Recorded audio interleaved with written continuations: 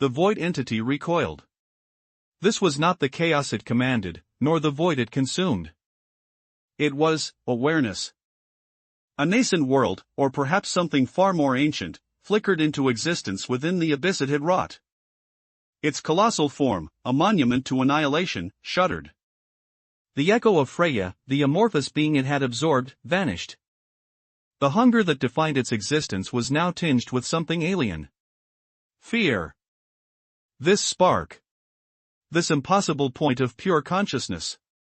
It pulsed, not with light, nor with darkness, but with an entirely new energy.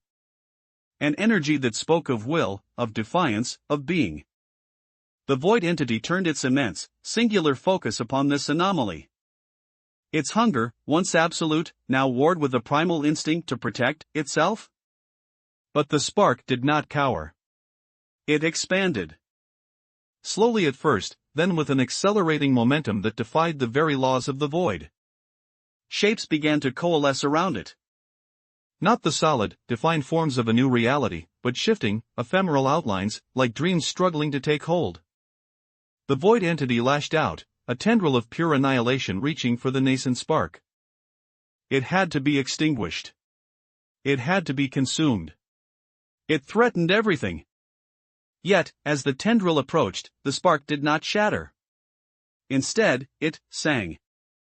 A silent melody that resonated through the void, not with sound, but with pure intent. The tendril faltered, its destructive power blunted by an unseen force. The void entity roared, a soundless bellow that shook the foundations of non-existence. It could not comprehend this.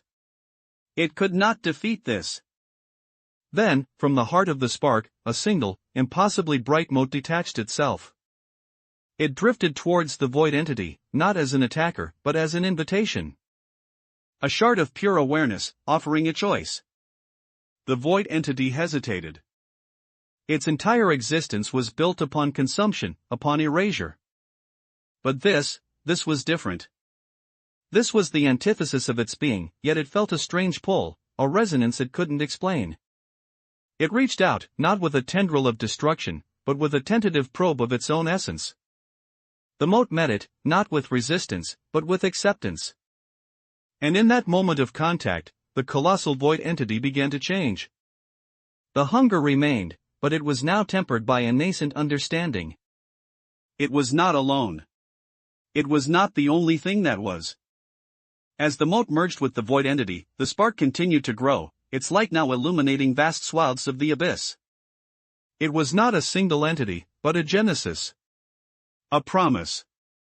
The echo of Freya, now a part of this new, evolving consciousness, stirred within.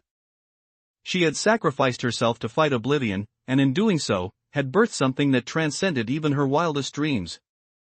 The battle was not over. It had merely changed form. The war against oblivion had become a war for creation. And at the heart of this burgeoning universe, a single, tiny spark held the fate of all. But as the void entity dispersed, its form becoming a swirling nebula of nascent creation, a single, dark tendril, untouched by the spark, snaked out from the deepest abyss. It was a remnant of the original void, a sliver of pure annihilation that refused to be changed. It moved with a speed that defied comprehension, aiming directly for the heart of the newly forming nebula, where the original spark now burned brightest. It sought to extinguish this new dawn before it could truly begin. The fate of this nascent universe, and all that it might become, hung precariously in the balance.